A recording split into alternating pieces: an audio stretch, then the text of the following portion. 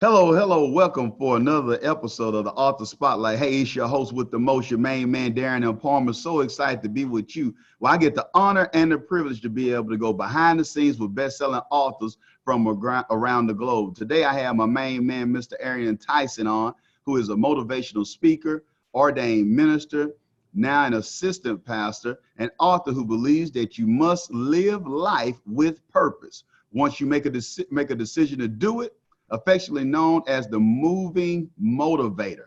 He is a man on a mission to help others punch their fears in the face. Come on, I wish I had a praying church right now. Born and raised in St. Louis, Missouri.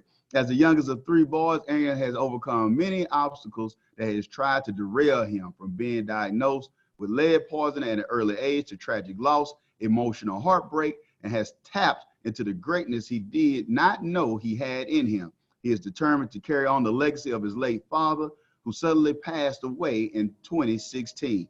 He has a strong faith and, against all odds, continues to live life with an unapologetic purpose. Now, I shared a little bit about your bio there, Mr. Tyson. I want to welcome you to the Author Spotlight, but if there's anything that I left out of that bio, please fill in the gaps for our audience, please, sir. Well, thank you so much for having me on, Darren. It's always a privilege and honor to, be able to chop it up with you as always.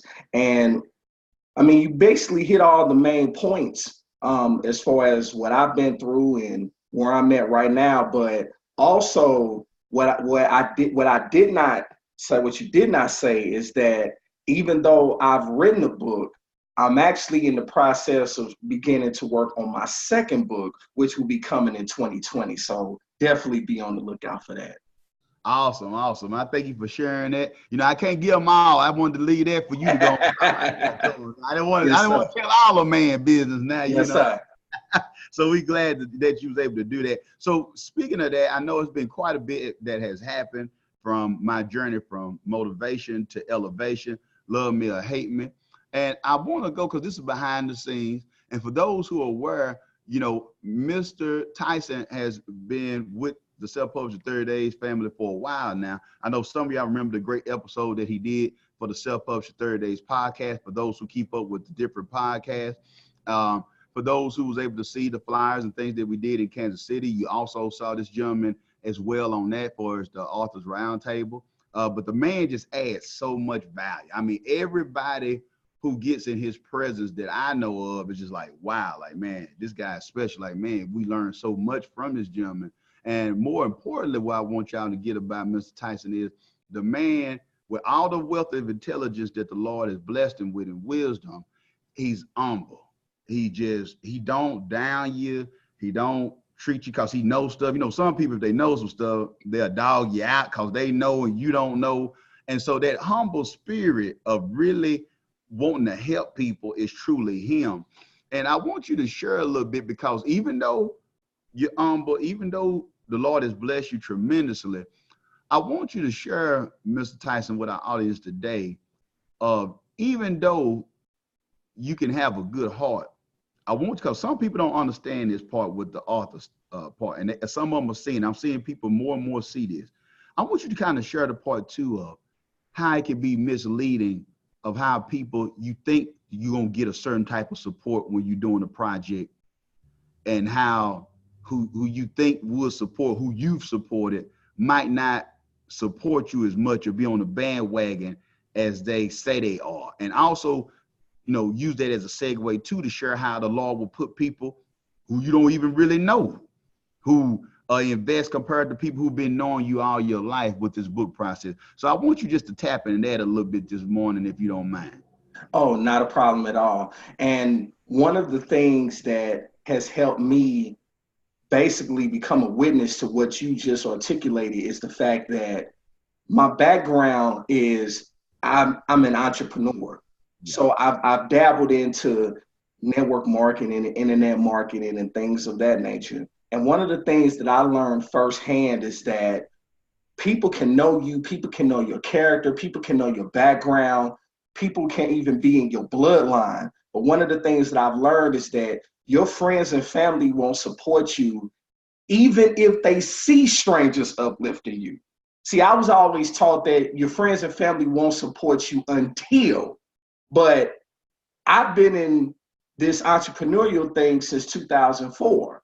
And yet I've, written a book and about to write my second book. And one of the things that I've learned through this process of writing this book and going through self-publishing in 30 days is that there are literally people, when I was writing this book and the juices was flowing and I was just reliving those significant events that helped shape this book and helped shape me into the man that I am today. And I was telling people I was finally going to sit down and write this book, because for those of you that are watching and are thinking about writing a book, it literally took me from being a teenager till about 34 years old to finally sit down and decide, you know what, I'm going to finally write this book.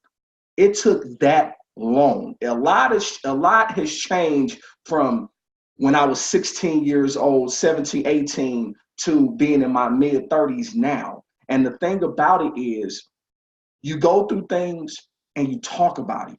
And once you are able to talk about it, you're able to be a blessing to someone else. But what I've learned through this journey of becoming an author is that literally, when I look at my book and when I look at people that I acknowledged in my book, you know what the sad thing is? There are many people who I specifically acknowledge in the book who don't even know that they're acknowledged in the book. And the reason that they don't know that they're acknowledged in the book is because they didn't support the book. So they'll never know until they get the book. I'm not going to say, I shouldn't have to tell them that I publicly acknowledge them in the for them to support the book. I've been talking about writing the book since I was a teenager. So I finally sat down and did it. How many of you have ever have decided or thought about doing something, and then you come up with every excuse in the book why you can't do it? I don't think I can do it. Who's going to listen? Why would somebody want to listen to what I have to say? Or why would somebody understand what I've gone through? Once you go through something, it's no longer for you. You have an opportunity to be a blessing to someone else. And if you don't take that opportunity, you are being selfish, keeping what you have gone through, keeping what God has brought you through to yourself. You are doing a disservice to your tribe. You are doing a disservice to your audience, because there are people that Mr. Palmer can reach.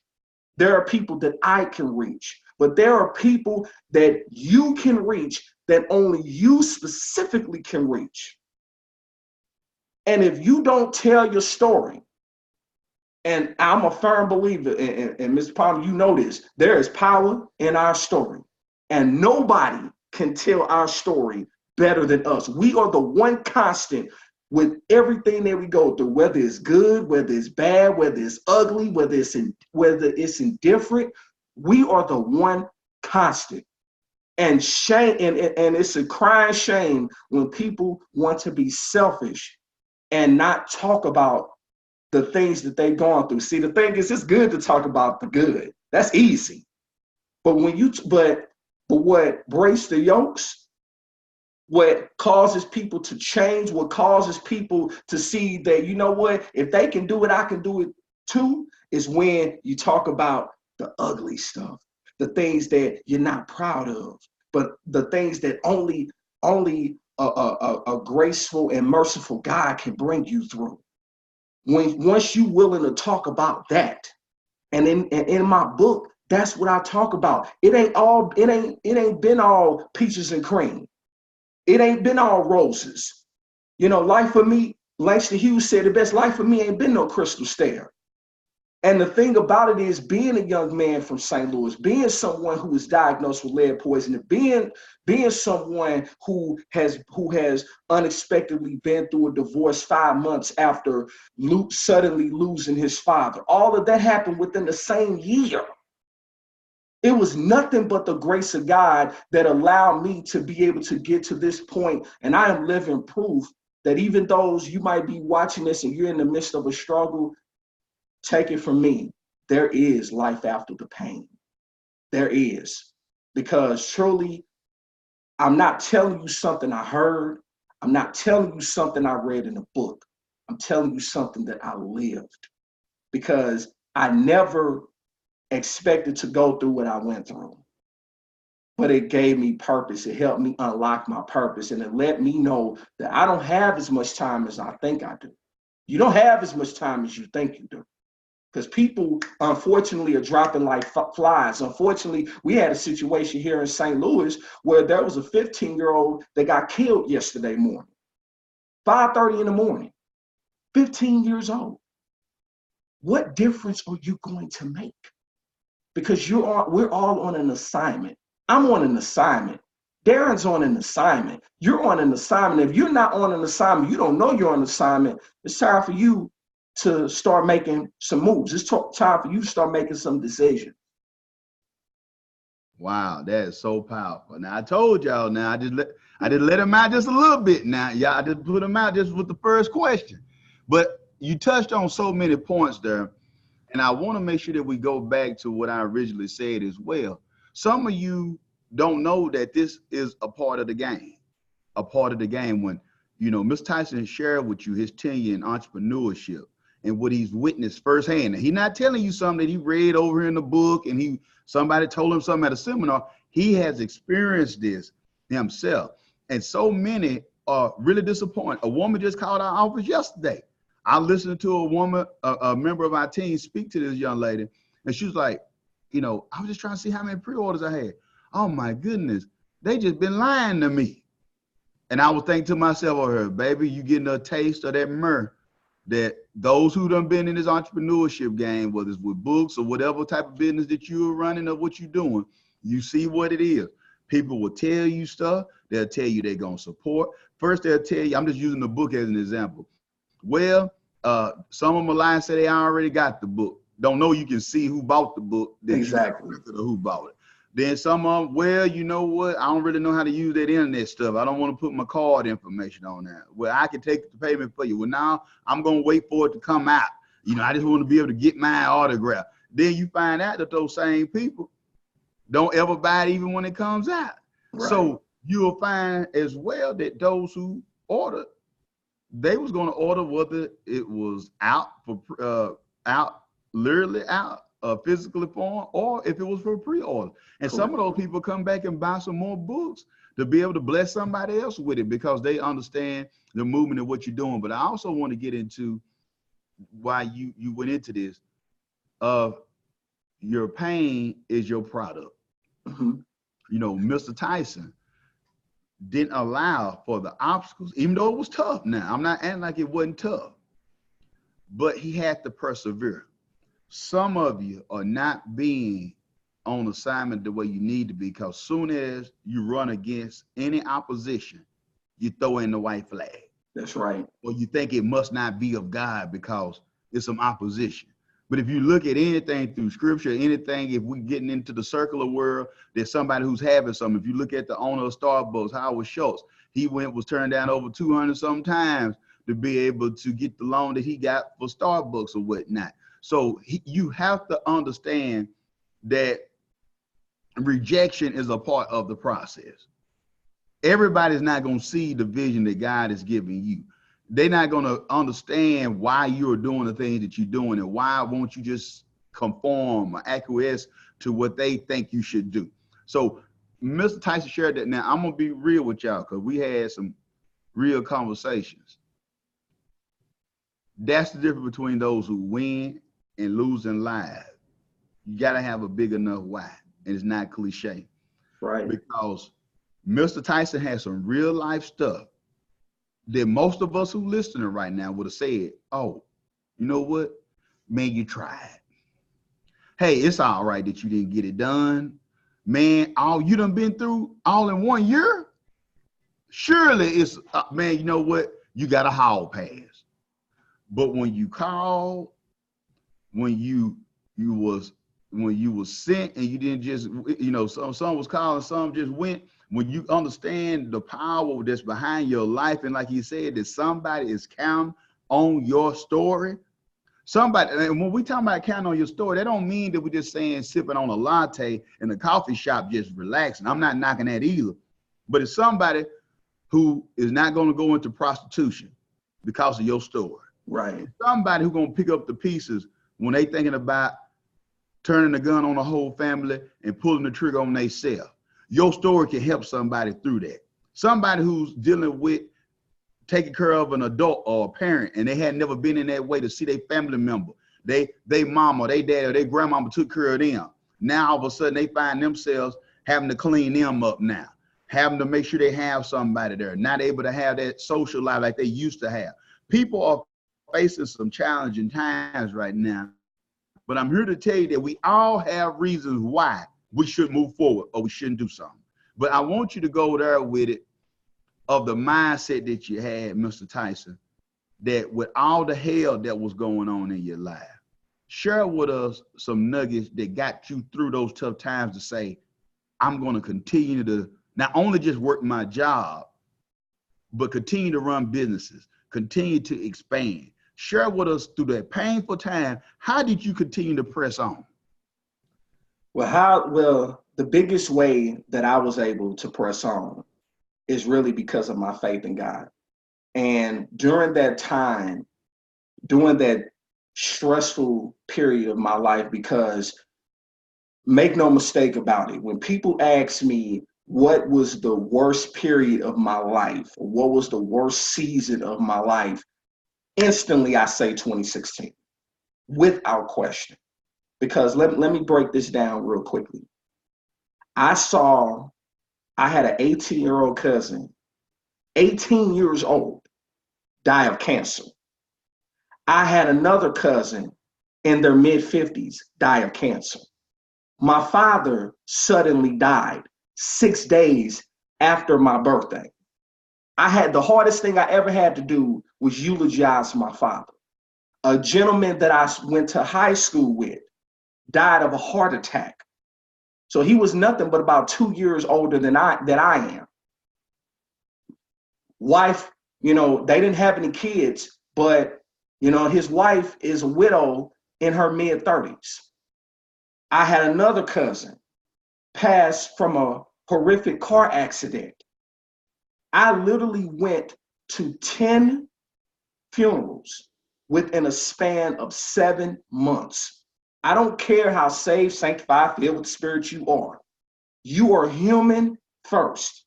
And at some point when you're seeing all of these loved ones pass away, some that are older than you, but not much older, some that are younger than you really see your mortality be put into perspective. And then to top it off, 5 months after my father passed, I'm still grieving the loss of my father because all of these deaths happened one by one by one by one. Someone that I thought was forever, someone that I was all in with, someone that I was fully invested in, they decided to walk away. And I never really got any closure from it. Never had that conversation. They just turned their backs on me. I'll never know why. But I had a choice in that moment. Do I continue to say, oh, woe is me, or continue or understand that there's a reason that happened from this, and you have to move forward because you know what the purpose is that God has in your life. And so literally, we're sitting here having this conversation, and I don't know if you remember this, but literally yesterday was a significant moment. Yesterday was literally the very day that my divorce was granted. So I look back on the last couple years because now it's 2 years later. And I look at the fact that during that process is when I start writing this book. During that process is when this became a reality.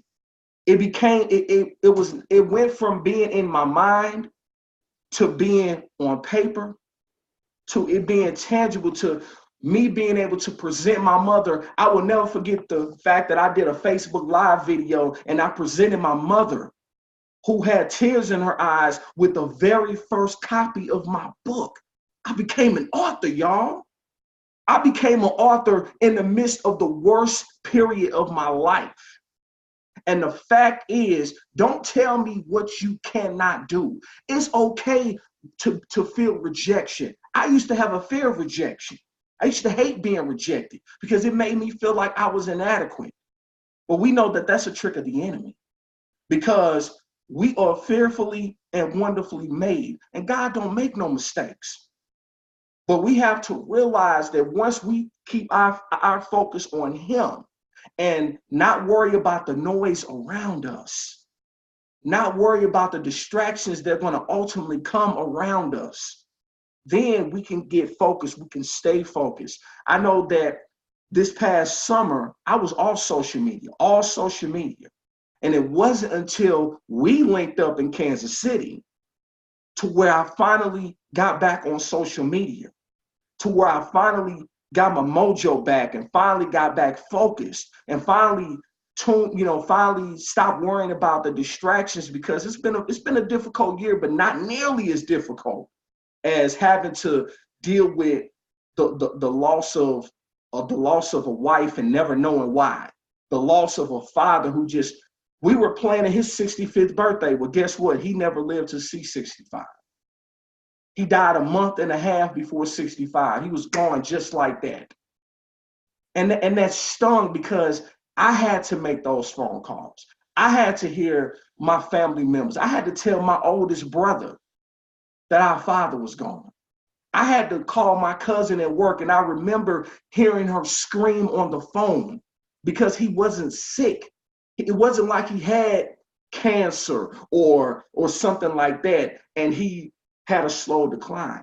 No, I was just literally talking to this man about the Super Bowl that had just passed, and I got to give you a shout out because your boys are looking good. I got to give you a shout out. It is what it is. I'm not too happy about it because my Steelers are not doing that good, but it is what it is. They looking good. They got a tough task tonight, tomorrow night against the Saints in the Superdome. But right now, they looking like they one of the favorites. That's just a fact. I mean, it's hard for me to say that, but hey, facts are facts. So, but at the end of the day, you realize that on the other side of your pain, whatever pain you're dealing with, is a reward. And the thing is, I've dealt with enough pain. I've felt enough pain. You know what? It gets to the point where you want that reward. And when you know that you're on track to get that reward, you speed up, you hunger after it.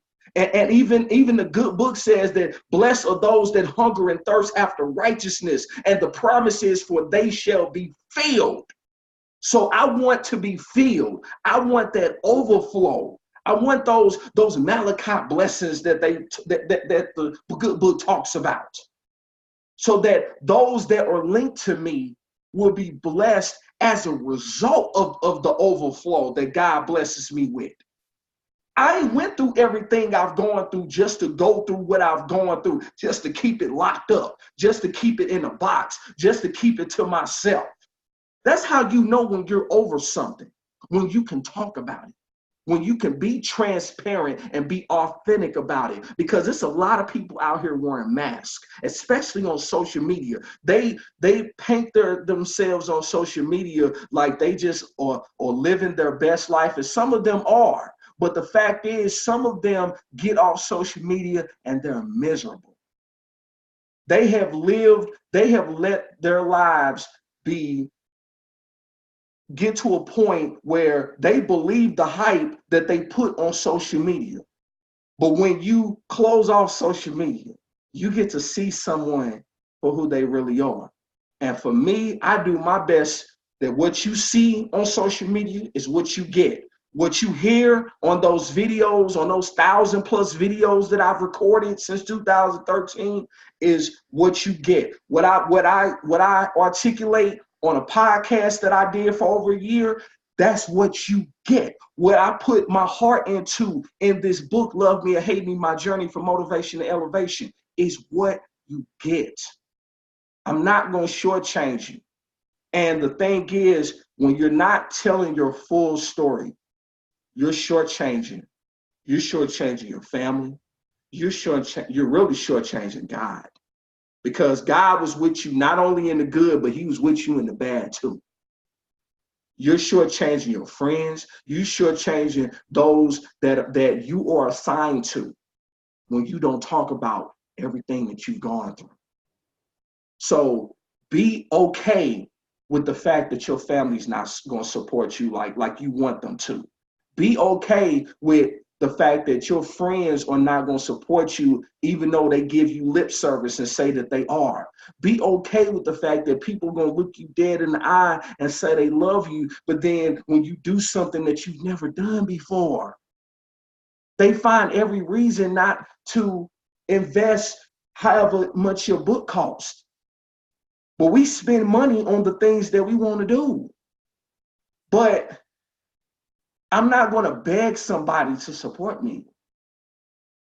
So the fact is, even with the promotion that was done on my book, I had people that I've never even met. I've never been to California.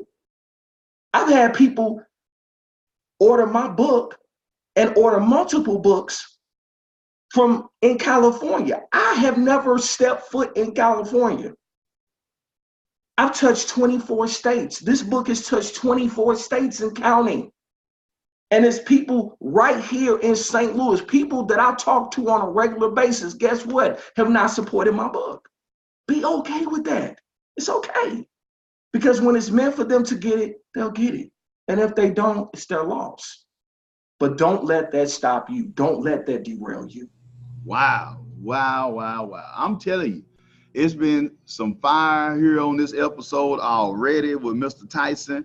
And like I was sharing with y'all earlier, is the importance of, you just think you got a bad time. I'm not saying it's not a rough time, but your calling is bigger than your rough time. That's right. That's what we're sharing. That's what me and Mr. Tyson is sharing here, is that you can't let the oasis in the desert mentality that you're seeing on social media derail you. What he shared, that powerful word, derail you from going forward, because you think it to yourself by looking at social media. Man, I'm not in Dubai. Man, I'm not over here on this trip. You looking at your life like you said, but like you said, you don't understand that some of these people are going home, or not even, don't even have a home, don't even have a place to rest, don't even have a place to rent out. Don't some of them are in their parents. I see one quote, somebody's living with their mama or grandmama or somebody, or with somebody who they don't even like, so they can try to take these trips, and you're not seeing the behind the scenes stuff. And like Mr. Tyson said, it's some people who have earned the right and are just enjoying a little time, but they being realistic, knowing, okay, I'm gonna have to get back over here and get some other stuff set up, or it took me some time to get here, what you see, but it's been a process. So if you're not careful, don't give up. I love what Bishop Ivy Hilliard says, and it's something that sticks with me. In your day of contradiction, don't change your confession. That's right. In your days of contradiction, don't change your confession, because where you're gonna be is not where you currently are. Right. So if you're not careful, you can get lost in the process thinking that it ain't gonna ever work for me. It's never ever gonna be out. I'm gonna be honest with you. What Mr. Tyson went through, it's a lot of people who gave up on life, what he went through. Just a fraction of what he went through. We ain't talking about the whole thing. They surely would have took themselves out for all that he went through. Yeah. But just a portion of one family member, some people would have checked out. Yeah. The losing of his father, abruptly, whatnot, that happening unexpectedly, that happened, would have took some people out. The marriage situation, yeah, could have took people out. So I want y'all to understand that just because we're doing this show, don't take it lightly what this man is sharing, because he don't look like what he been through. That's right. Because so you seeing it look like, oh, well, he all right. Man, that was a lot on that man's plate, and he shared that with y'all. But he was able to persevere. He was able to keep moving on. So I'm just want you to get from this conversation that you have to do the same thing in your life.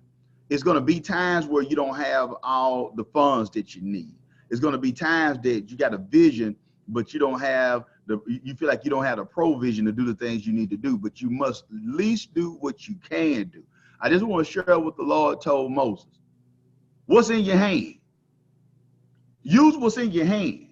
It might just be, you might not have a $3,000 camera, but you might just have an iPhone or Android that you can use. You might not have a big studio to do your podcast, but you might be able to use voice memo or get you a little app that you can use or whatnot to be able to record yourself with. Mm-hmm. Stop finding every reason, well, I'm gonna wait till the kids graduate. You can do something while the kids is at the house. You find time to do everything else you want to do. So make sure that you do something with what you have, because like you said, it's like the story of the talents. The Lord knows what he's giving you. That's right. So you can fool me, you can fool Mr. Tyson and tell us all why you can't do something, but the Lord is going to hold you accountable because he knows what he gave you. And you sit up there burying your talent, thinking like you're doing everybody a favor because you buried it, is not pleasing in the sight of the Lord. So with that being said, Mr. Tyson, share with the audience too a little bit of the opportunities that have come your way. No, hold on. Before we go there, we're going to answer that, but I got to say this. I feel led to say this. He said something that I picked up on in the spirit right quick. I asked Mr. Tyson when he blessed us and come to Kansas City, and he came, and he gave us his time, his efforts, and his money to come down there to be able to bless us in their room. Now, I want to share this. I didn't know that I knew he was gone, but I didn't know why he was gone off social media. I said, well, I don't know what he's doing. He might be doing a fast or something. I don't know, because he does do fasts at certain times. So I said, well, I ain't going to bother him, and then he might just be going through something. But I'm here to tell you, you don't never know what somebody's going through. That's right. So that's why it's important to reach out. It's important to do the things that you do. Because me not knowing this, now this is all God, this ain't me, I reached out because he was on my spirit to reach out to him. And just think if I was hard-headed and didn't reach out. Oh, I ain't gonna bother him. It ain't in St. Louis. He ain't gonna want to drive. See, I could have let that limited thoughts get in my head, come up with every reason and be meaning well. Well, I ain't gonna ask that man to drive down there. It's his weekend. He always got something. Now look, that allowed him to get on social media because we had flyers with him on it, promotion. He got around other people, the people in the room. He lit the room up. People benefited. He encouraged people, uplifted people. It was a blessing for him as well. It was therapeutic for him.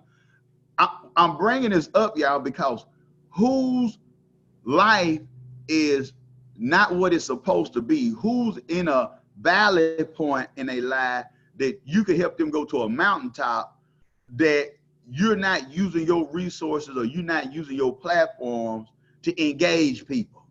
That's what we're trying to tell y'all here. It might be that daycare that you looking at starting out there for somebody. Now, it's somebody who don't know how they're going to be able to go to work and who going to take care of their kids. And they don't want to leave their kids with anybody. But you are a person that's going to do right by people's kids. You're going to have it where it's affordable. You're going to allow for that family to prosper. You are touching so many lives by you doing what you're supposed to do. But as long as you sit in there and say, well, I don't know how to do this. I don't know how to get on there. Well, how much they going to do me in taxes? What I'm going to do? What permits I'm going to need? You're not even thinking right. So I want to bring that up, of the importance of just doing so, because Mr. Tyson brought that up. But now I want to go into, Mr. Tyson, we could just segue right into that, like the Authors Roundtable and other stuff that you've been able to accomplish. Share with the audience about the speaking engagements and how you've been viewed even at your local congregation, and doors that have been open with you being an author and you doing speaking. Well, for me, when I started writing this book, I wasn't an assistant pastor. I was not an assistant pastor. So I've been elevated to an assistant pastor since I wrote the book. Since I wrote the book, I finally had this dream of being able to speak on a stage in front of hundreds of people. That has happened before, because think about this, and people find this hard to believe, and I always laugh when I think about it. I grew up very quiet, very introverted, One of my cousins to this day always used to tease me about being antisocial. But now that I'm a speaker, now that I'm an author, and I've been a minister for almost 18 years now, and have been an assistant pastor for a year and a half now. It's like now they can't get me to stop talking. But in my natural state, I like to just lay back. I like to observe. But now when I speak, people know I have something to say and they listen, because I'm not going to come from a spirit of judgment. I want to tap your pulse. I want to be able to meet you right where you are, because I've heard it said like this: we're either coming out of a storm, going into a storm, or in the middle of a storm. And the thing about it is, the key is to go through the storm. Too many times people get in the midst of a storm and they stop and they regress. And all the progress that they've made through the storm is washed away. Because as long as you're going forward, it doesn't matter if you're going 50 miles an hour, 70 miles an hour, or even 20 miles an hour. You are making progress. And just like going through a tunnel, when you keep going through that tunnel, you will finally see a light at the end of the tunnel. And it's when you see that light at the end of the tunnel is when you begin to speed up, because you know your breakthrough is right on the way. It's coming. You can see it. It's coming. And you become hungry, and you speed up. And because you know that it's about to be over with. And whatever you've been hungering for, whatever you've been searching for, whatever you've been trying to accomplish, you're right there. And too many times, I remember seeing a picture on social media about a miner, and he was mining for gold, and he was mining for diamonds. And someone was mining, and they were making progress, and they had still a ways to go before they hit pay dirt. And then there was a person that was ahead of the miner up top, and he got tired. But the problem was, he got tired at the wrong time. He got tired just before he was about to strike pay dirt. And that's what a lot of us are guilty of. That's what I was guilty of once upon a time, that I was just about to hit my breakthrough and I gave up. And unfortunately, at some point, many of us have been guilty of that. But do not let that derail you, because from this book, from being able to sit down and do something that it took me 18 years to do, been able to speak on stage. I've been able to bless a mother whose son was killed.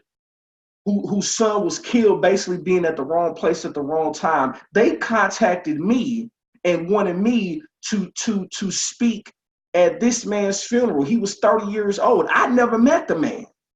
But because of the platform that was built for me, that I took on, because of the fact that I had that experience of actually performing a eulogy, which as I said earlier, the hardest eulogy I ever performed was the first one. The first one was my daddy.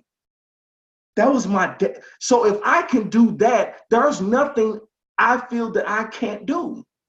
There's not the hardest thing, because if you never lost a parent, you don't know what that pain feels like. To lose a parent, to lose him the way that I did, to lose him so close to my birthday, and then everybody is leaning on me.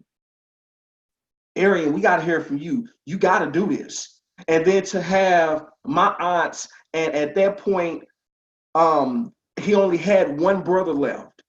And so his brother passed in 2017, just before I started writing the book. Just before I started writing the book. And all of my uncles, all my dad and all of his brothers are now gone.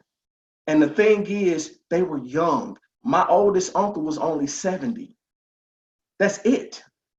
And so I look at that, and it tells me that as long as I've got breath in my body, there is something that I have to do.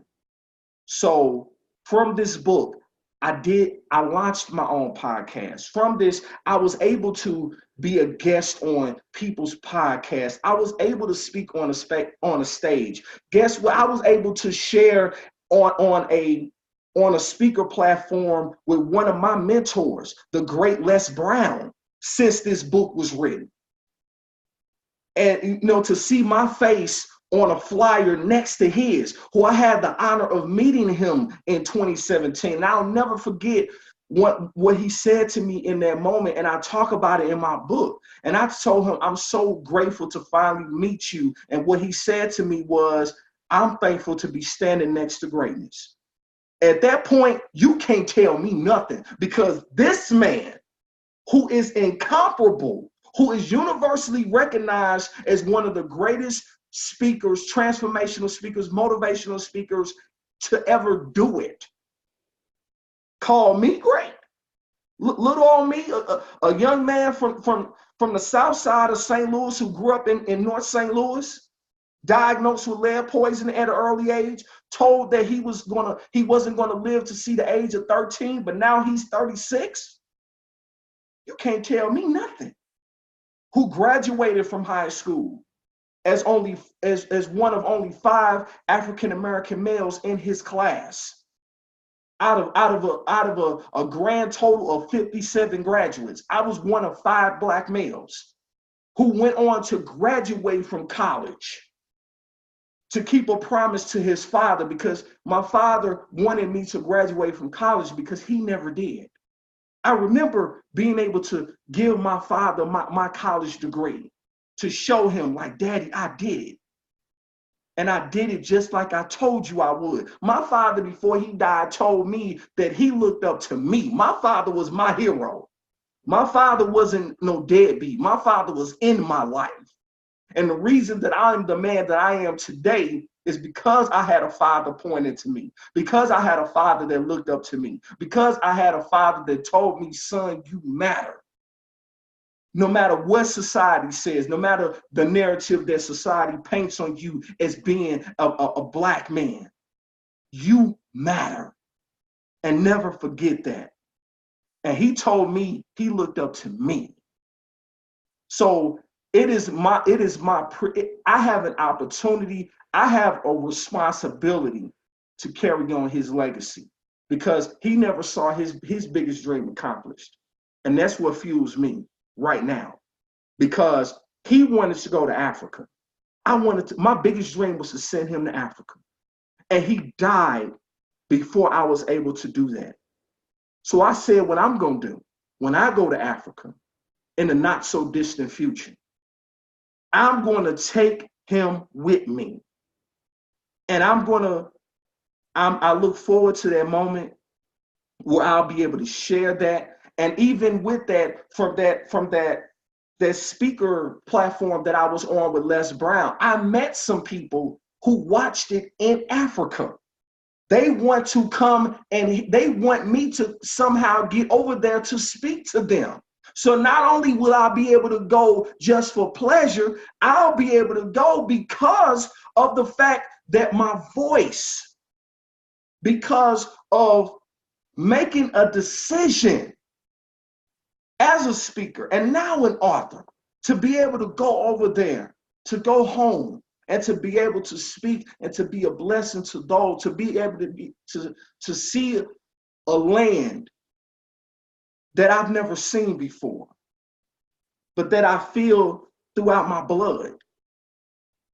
To have that opportunity, it would not have happened had I stayed in my own way. It would not have happened had I lived by the excuses that I was making. I didn't feel like I was good enough. I had lead poison. I'm too young. All the excuses that I made. But one of the things that I say at the end of every video I've ever done, I say this. I say, in life, you have 2 choices. You can make moves or you can make excuses, but you most certainly cannot do both. I'm deciding to make moves. I hope that you do the same. Boy, look at him. I'm telling you, this is why I had to have this man on this show. I told you every time, it never get old. I can listen to this man all day, every day. All day, every day. Man, it's a privilege and honor. I ain't speaking for nobody else. This is my episode.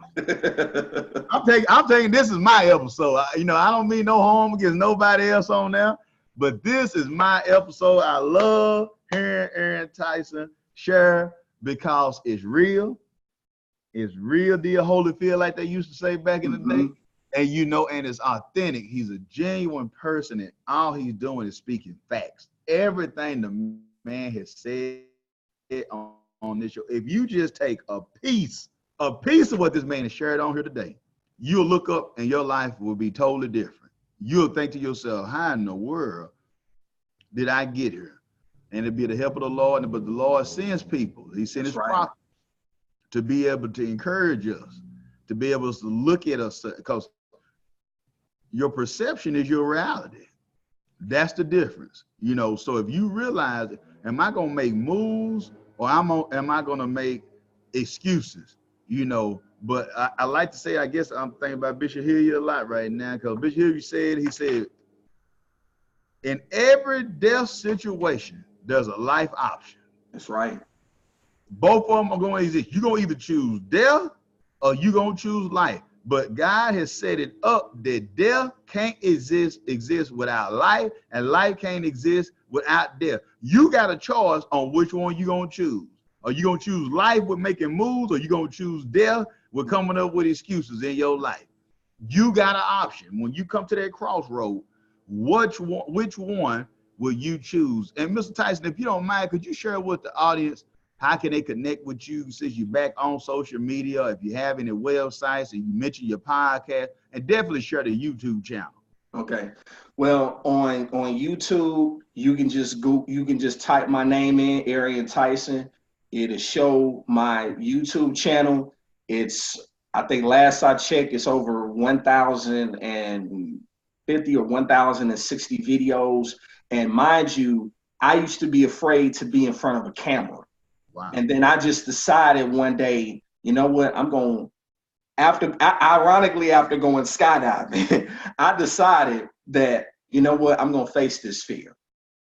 And then the ball just got rolling. And because I started shooting videos in my car, that's how I got the nickname of the Moving Motivator, because I was going to a job that God actually allowed me to leave this past December, a dead-end job where I was confined to a cubicle for over 7 years. I was able to leave that job in December of 2018.